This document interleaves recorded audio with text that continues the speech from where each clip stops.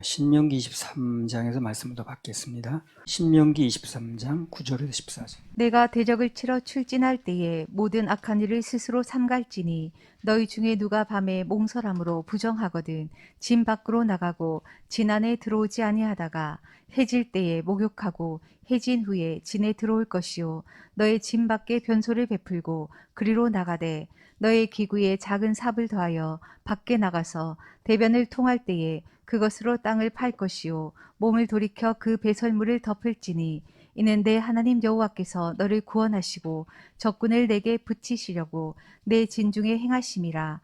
그러므로 내 진을 거룩히 하라. 그리하면 내게서 불합한 것을 보시지 않으므로 너를 떠나지 아니하시리라. 기록된 내용들은 지극히 개인적인 내용들이면 생리적인 작용이라든가 개인적인 일인데 이런 걸 하나님께서 굳이 성경에 기록해 놓으신 이유가 있겠죠.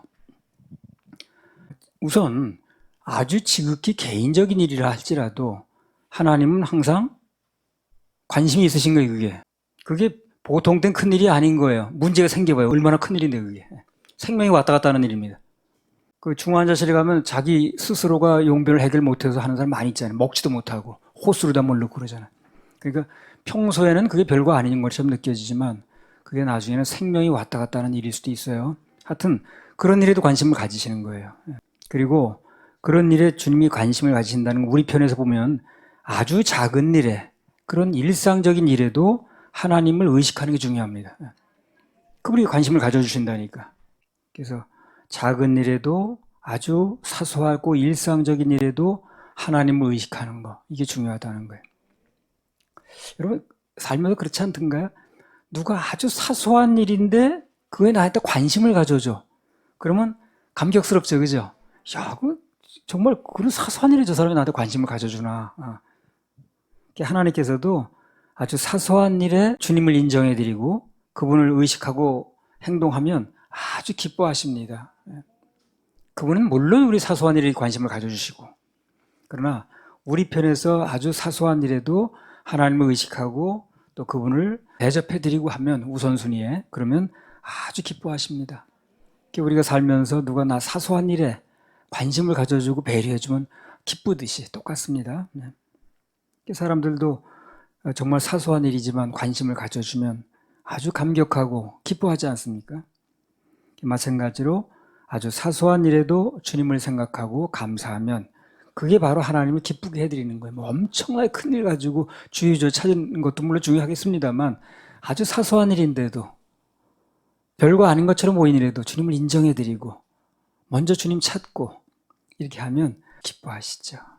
전에 누가 그러더라고요. 며느리가 시어머니에게 사랑받는 방법은 많이 물어보면 되는데 알아도 그냥 알아도 물어보면은 그런 거 다 물어보냐 하면서도 속으로는 기뻐한다며 인정해 주는 거거든요.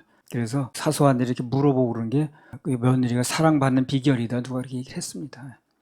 우리도 사소한 일처럼 보여도 그냥 주님께 묻고 또 그님의 감동을 기다리고 또 말씀이 뭐라고 말씀하셨는가를 또 적용하려고 하고 이제 이런 게 주님을 기쁘게 해드리는 거예요. 그리고 그분을 인정해드리는 거니까. 범사일을 인정하면 내 길을 지도해 주신다 그러시더라고요. 이번에 그 심장 검사를 이제 하러 갔는데 그 의사가 그러더라고요. 하루에 심장이 10만 번을 뛴답니다. 난 처음 들었어요. 그렇게 많이 뛰는지 몰랐어요. 그냥 뛰나 보다 했지. 그러면 하루에 10만 번을 뛰면 한 달이면 얼마고 1년이면 얼마고 그게 10년 살면 얼마를 뛴다는 얘기예요 도대체. 그러니까 얼마나 많이 뛰었겠습니까 이제까지. 하루에 10만 번을 뛴다는데. 그런 데 가면 얼마나 이 몸을 만드신 그분이 참 감사하고 또 이게 유지시켜 주신다는 게 너무 경이롭고 그렇습니다. 그냥 그저 세상살이 그냥 바쁜 사람은 그런가 보다 하고 뛰나 보다 하고 사는지 모르지만 알고 보면 너무 감사한 거예요 그게. 그 10만 번이나 뛰게 하시는구나 하루에. 그래서 나를 이렇게 살게 하시는구나. 그런 거 감사하면서 사는 사람 몇 사람이 있을는지. 세상살이에 그냥 신경을 많이 쓰면서도 정말 내 몸을 누가 유지시켜 주시는가, 그 몸을 누가 그렇게 만드셨는가, 또 누구 것인가 이런 거 생각 잘 안 하는 거죠. 신명기 23장 9절에서 14절. 내가 대적을 치러 출진할 때에 모든 악한 일을 스스로 삼갈지니 너희 중에 누가 밤에 몽설함으로 부정하거든 진 밖으로 나가고 진 안에 들어오지 아니하다가 해질 때에 목욕하고 해진 후에 진에 들어올 것이요 너의 진 밖에 변소를 베풀고 그리로 나가되 너의 기구에 작은 삽을 더하여 밖에 나가서 대변을 통할 때에 그것으로 땅을 팔 것이요 몸을 돌이켜 그 배설물을 덮을지니 이는 내 하나님 여호와께서 너를 구원하시고 적군을 내게 붙이시려고 내 진 중에 행하심이라.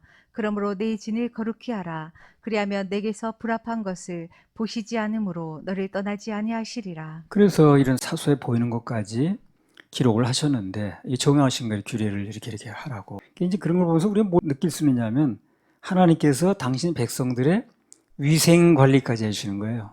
하나님께서 강력하게 말씀하셔야 질서가 유지되고 위생도 유지되는 거거든.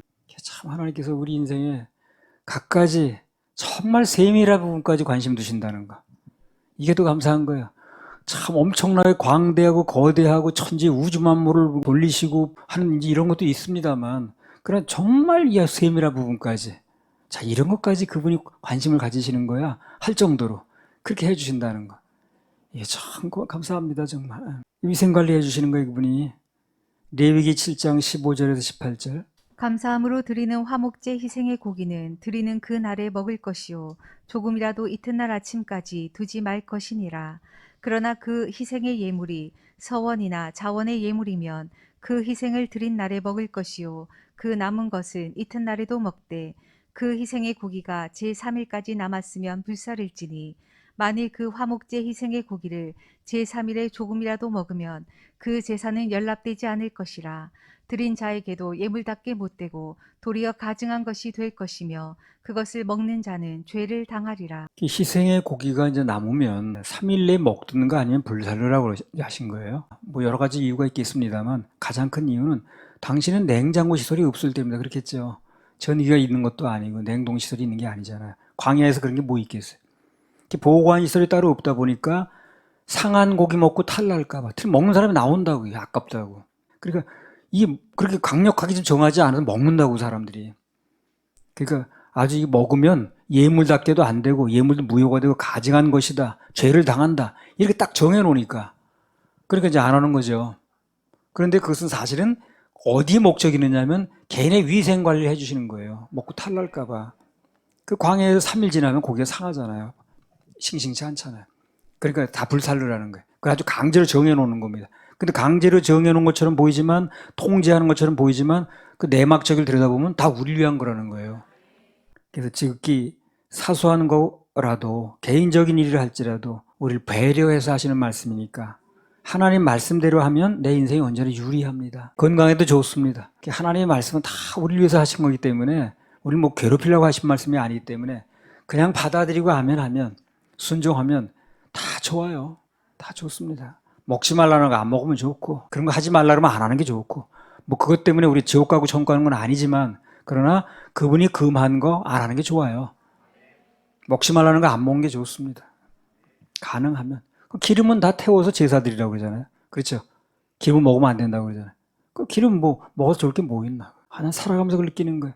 그분이 말씀대로만 하면 우리의 행복을 위해 주신 말씀이기 때문에 다 내게 유리하면 유리했지 절대 불리하지 않다. 그게 이제 마음에 와닿으니까 뭐 순종할 수 있는 힘도 나오는 거고요. 신명기 10장 13절. 내가 오늘날 내 행복을 위하여 내게 명하는 여호와의 명령과 규례를 지킬 것이 아니냐. 그러니까 하나님께서 우리에게 하신 명령과 규례가 뭐냐 한마디로 오늘날 내 행복을 위해서 하는 말씀이라는 거예요. 내 행복을 위해서. 그러면 이 말씀대로 하면 행복하다는 게 불행하다는 거예요. 행복하다는 거죠. 그래서 하나님 말씀대로 해서 불행해지는 사람 없습니다. 그 말씀 자체가 목적 자체가 우리 행복을 위해 주신 거니까. 그리고 그 말씀이 내가 얼른 안 받아들이고 또 좀 이해가 안 된다 할지라도 받아들이면 결론은 어떻게 납니까? 행복해집니다. 그 말씀대로 안 하고 자꾸 자기 멋대로 하고 자기 생각대로 나가니까 불행해지는 거지. 하나님 말씀대로 하면 행복해져요. 네 행복을 위해서 주는 말씀이라고 그러잖아요. 내가 오늘날 내 행복을 위해 내게 명하는 여호와의 명령과 규례를 네가 왜 안 지키냐. 네 행복을 위해서 주는 건데. 그래서 하나님의 모든 명령은 뭐 그분을 위한 측면이라기보다도 대부분 나 자신을 위한 그런 말씀입니다. 그걸 알게 되면 선정하기가 쉽습니다. 안 그러면 내 호주머니에 뭐 지갑에 돈 꼴을 못 보신다는 둥 뭐 그런 소리 하는데 지난번에 드렸는데 뭐 또 드려야 되냐 그런 얘기 나올 필요가 없어요. 감동 주시든 심으라고 하시든 다 나를 위해서 하시는 거니까 그게 믿어지고 깨달아지면 시험 될 일이 없다니까. 다 나를 위한 건데 뭐. 나를 위한 겁니다. 그러면서 가슴을 쳐보세요. 나를 위한 겁니다. 나를 위한 겁니다. 이게 느껴지면, 이게 믿어지면 문제될 게 뭐 있어. 다 나를 위한 거라는데. 신명기 23장 9절에 14절. 내가 대적을 치러 출진할 때에 모든 악한 일을 스스로 삼갈지니 너희 중에 누가 밤에 몽설함으로 부정하거든 진 밖으로 나가고 진 안에 들어오지 아니하다가 해질 때에 목욕하고 해질 후에 진에 들어올 것이요 너의 진 밖에 변소를 베풀고 그리로 나가되 너의 기구에 작은 삽을 더하여 밖에 나가서 대변을 통할 때에 그것으로 땅을 팔 것이요 몸을 돌이켜 그 배설물을 덮을지니 이는 내 하나님 여호와께서 너를 구원하시고 적군을 내게 붙이시려고 내 진중에 행하심이라. 그러므로 내 진을 거룩히 하라. 그리하면 내게서 불합한 것을 보시지 않으므로 너를 떠나지 아니하시리라.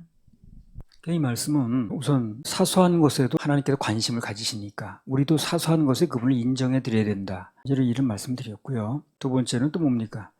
하나님께서 우리 개인적인 사소한 것, 뭐 위생에도 그렇게 관심을 가지신다. 라는 말씀을 또 했습니다. 그리고 이 본문을 통해서 또 하나의 교훈이 나오는 게 뭐냐면요. 외부의 싸움을 앞두고 있거든요, 지금요. 외부의 싸움을 앞두고 있는데 내부의 진부터 정결해야 된다 하는 말씀도 하시는 거예요. 외부의 싸움을 하기 전에 내부의 진이 정리가 안 되면 외부의 싸움이 잘 안 된다는 거예요.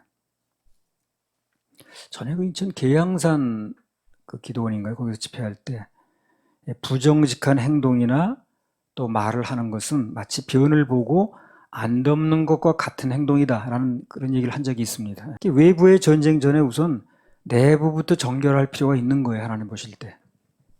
하나님께서 우리 함께 하셔야 전쟁이 되는 거거든요. 그러니까 정결이 안 되면 함께 하실 수 없는 거예요. 그분은 더럽고 죄가 있는 곳, 범죄가 있는 곳에는 같이 할 수가 없습니다. 어쨌든 그릇은 깨끗해야 돼. 그게 귀한 그릇이든 뭐 싼 그릇이든 관계없이 일단 그 그릇으로 쓰려면 깨끗해야죠. 너무 고급 그릇이야. 근데 뭐가 막 들러붙어 있고 그래. 그러면 쓸 수 없죠. 그릇은 깨끗해야 되겠죠. 그죠? 그래서 주님께서 우리 쓰실 때 그 사람이 능력이 있느냐, 뭘 얼마나 배웠느냐, 뭐 이건 둘째 문제라. 그래서 깨끗하냐 여부가 중요한 거예요. 그래서 외부의 전쟁 전에 하나님이 일을 하시려면 내 진이, 하나님이 역사하실 수 있는 진이 우선 깨끗해야 되는 거예요. 그래야 무슨 함께 하시고 전쟁이 뭐 되든가 말든가 하는 거죠. 잠언 25장 26절. 의인이 악인 앞에 굴복하는 것은 우물의 흐리어짐과 샘의 더러워짐 같으니라. 의인이 악인 앞에 굴복하는 것은 우물의 흐려짐과 샘의 더러워짐 같으니라. 해서는 안 된다는 거지, 그죠? 우물이 더러워지면 못 먹는데, 우물 역할을 못 하는데, 샘이 흐려지면 흙탕물이 들어가면 못 먹는데, 해서는 안 된다는 거예요. 그래서 우리 생수원에는 어떤 악에게 굴복해도 안 되고, 어떤 악과 타협을 해도 안 됩니다. 그거는 샘이 흐려지고 우물이 흐려지는 것 같다는데, 뭐, 써먹을 수가 없는데 뭘. 그 써먹지 못하는 물을 뭐 하는가? 먹지 못하는 샘을 뭐 하는가? 그러니까 해서는 안 된다는 거예요. 의인이 악인 앞에 굴복하는 것은 우물의 흐려짐과 샘의 더러짐 같다는 거예요. 그래서 우리는 지금까지도 그래 왔습니다만 앞으로도 어떤 악에게 굴복해도 안 되고 더군다나 타협하면 안 됩니다. 그좀 타협 좀 하지 뭘. 그럼 못 먹는 우물이 돼버리는데 못 먹는 우물이 있으면 뭐 하냐고. 한계가 있어도 먹을 수 있어요. 악은 어떤 모양이라도 버려야 됩니다. 조금이라도 오염물질이 섞이거나 들어오면 생수가 아닙니다.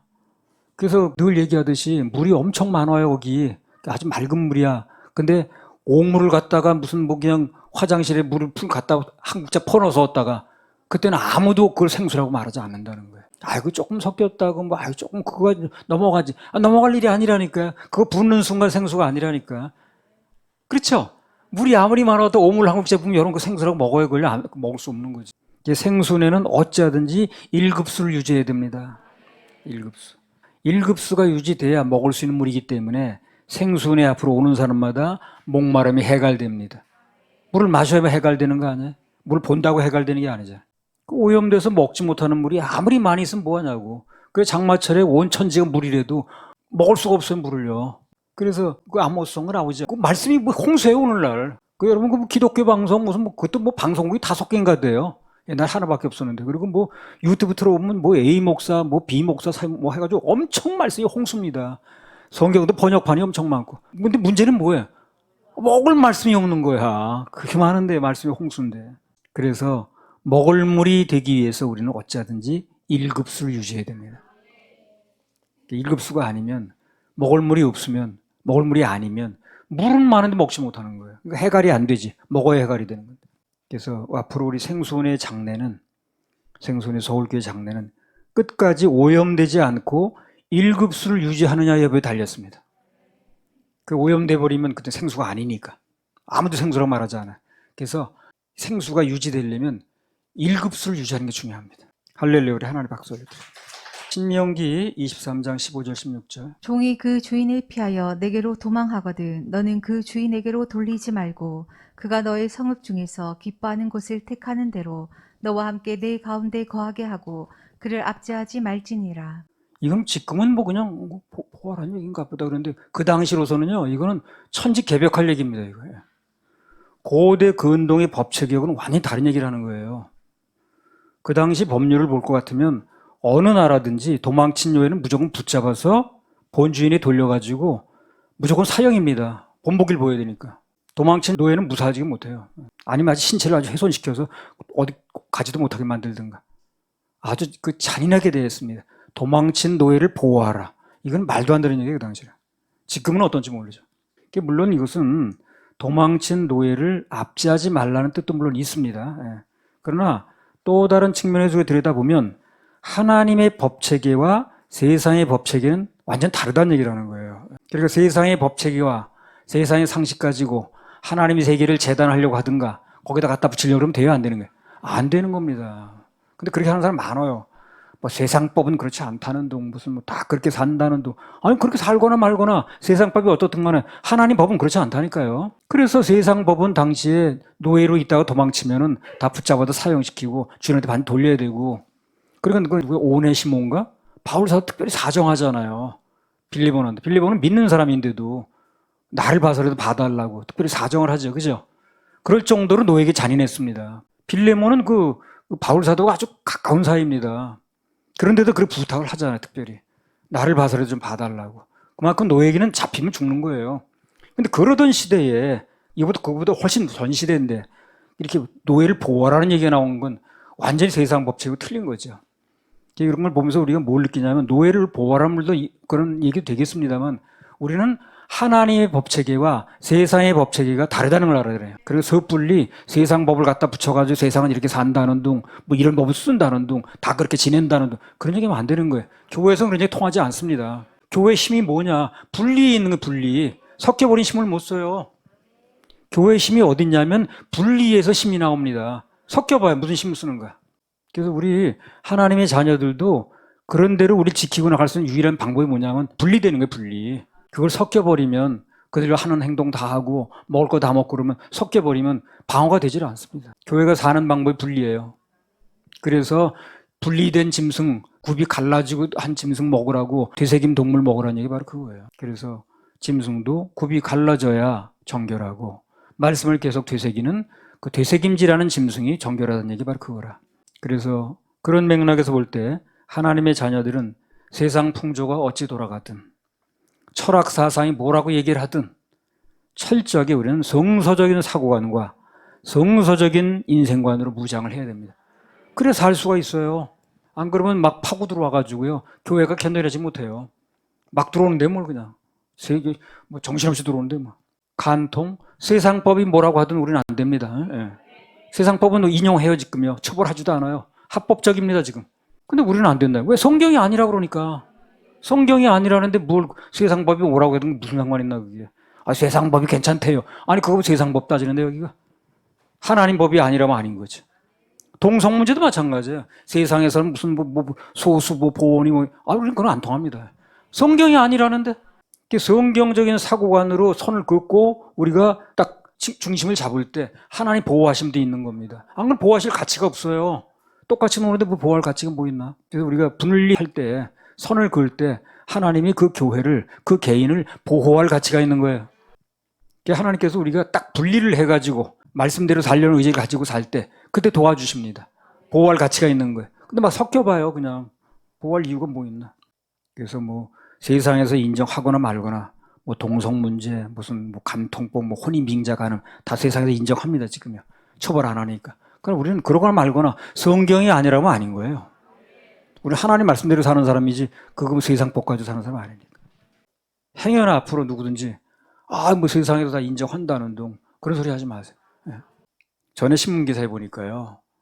미국 목회자의 절반가량이 성경적인 세관이 없다고 그래요. 철저하게 성경대로 살려는 것도 아니고 성경대로 분리하는 것도 아니고 그러니까 미국이 지금 그런 거예요. 힘을 못 써. 문제는 그런 일들이 한국에서도 일어나고 있다는 거예요. 한국에서 교회가 힘을 못 써요 지금요. 왜? 분리를 안 하니까. 분리를 안 하니까 힘을 못 쓰는 거예요. 분리가 딱 돼야 힘을 쓰는 건데. 그래서 힘을 쓰려면 분리를 해야 됩니다. 그래야 하나님께서 보호할 가치도 있는 거예요. 그래서 분리가 중요합니다. 세상이 뭐라든 세상 풍조가 어찌 돌아가든 우리는 나름대로 우리의 법이 따로 있습니다. 하나님의 법이 따로 있어요.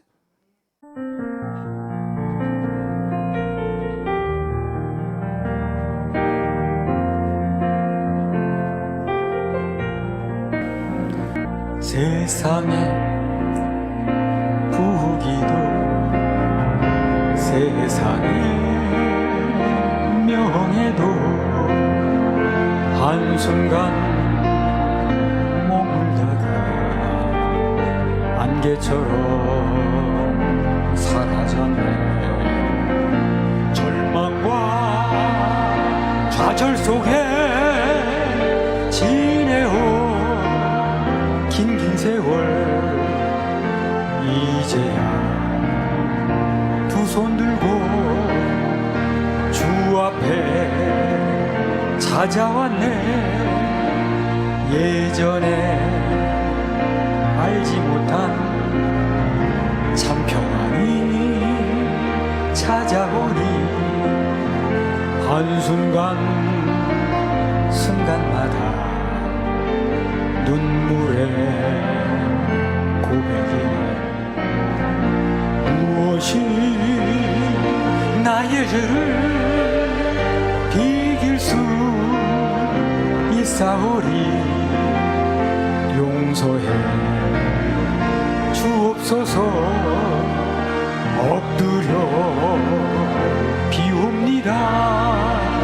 가진 것 주께 드려 주의 영광 드러내고 정직이 사명 다해 주의 복음 전파하리. 행복을 찾는 사람 예수님 만나세요. 영원한 새 생명을 선물로 준답니다.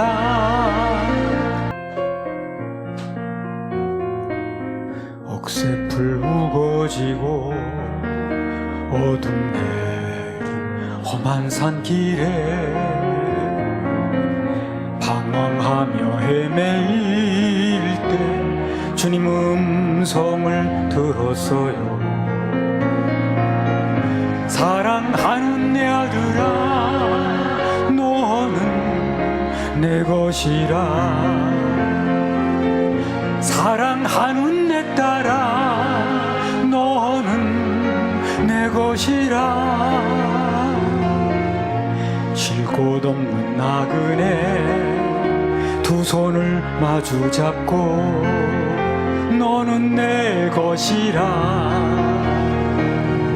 너는 내 것이라. 비바람 천둥 소리 들려 텅 빈 들판에 세상 노래 부르다가 주님 음성을 들었어요. 사랑하는 내 아들아 너는 내 것이라. 사랑하는 내 딸아 너는 내 것이라. 설렐 때 나를 품에 안고 너는 내 것이라 너는 내 것이라 메마른 빈들지나 주님 따라 동산 오를 때 내 손 잡은 주님 나를 구원하셨네. 아멘. 사랑하는 내 아들아 너는 내 것이라 사랑하는 내 딸아 너는 내 것이라 가시밭길 지날 때 나를 품에 안고 너는 내 것이라 너는 내 것이라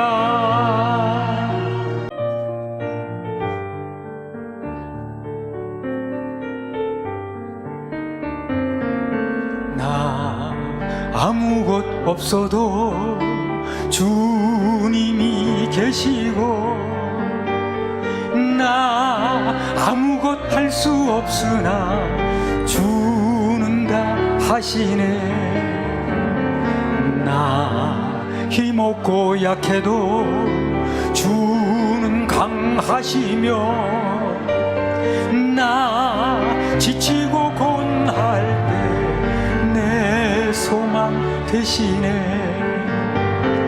나 어두울 때 주빛 되시고 나 어디 가야 좋을지 모를 때 주 나의 길 되시네. 나 슬픔에 잠기어 낙심될 때 내 주님의 강한 팔 날 붙드셨네. 나 외로워 지칠 때 주님이 계시고 나 외로워 눈물 흘릴 때 주는 다 하셨네. 나 세상에 약할 때 주는 강하시며 나 어딘지 모를 때 주는 다 아시네. 아멘. 나 방황할 때 주 길 되시고 나 어찌해야 좋을지 모를 때 주 나와 동행하시며 내 영혼에 찾아와 위로하신 내 좋으신 하나님 날 건지셨네. 내 좋으신 하나님 날 건지셨네. 내 좋으신 하나님 날 건지셨네.